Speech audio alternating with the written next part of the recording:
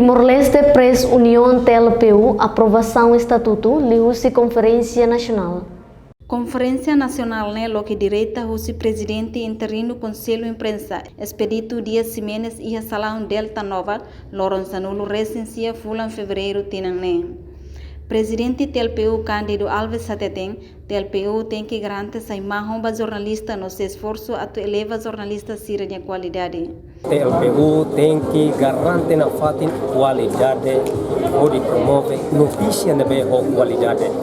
Satan, ela tam lorong hira ita tutama una ba festa demokrasia. Ba eleição presidente, mas antes ba hena ba ita saitama ba a campanha. E a campanha é uma para sei rei ita ni obra.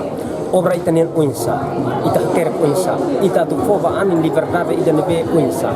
Então, ita jornalista tem que garantir qualidade, ou promove anin liberdade ba ita ni rona no harena insira, no mos ba ema leitore sira. Sabe makne, ohin ministro kata la PLC sosi lima we satra. Entretanto, presidente interino Conselho Imprensa expedito Dias Simenes Sateteng, Conselho Imprensa continua a ser parceiro dia com a organização jornalista Sira, inclui Timor-Leste Press União. Ministro Assuntos Parlamentares no Comunicação Social MAPCOMS, Francisco Jerônimo Banhira ataca a conferência em Hateteng, governo pronto a tofor apoio para a organização jornalista Sira. Importante é que a Associação Jornalista Sira e a Estado registra dia que toma responsabilidade para o programa no execução Sira. A Buras TLPU promove qualidade de jornalismo. Importante TLPU este tema é todo. Kalau sama TLPU dari Buras dia kiukan dari dia tempo liuba ia buat tubuh kita dalam mata sidang dia angai dia tempo dengan oportunidade para presiden com estrutura toma atau dari Buras kita kalau dia kita saya mata di tempo sidang.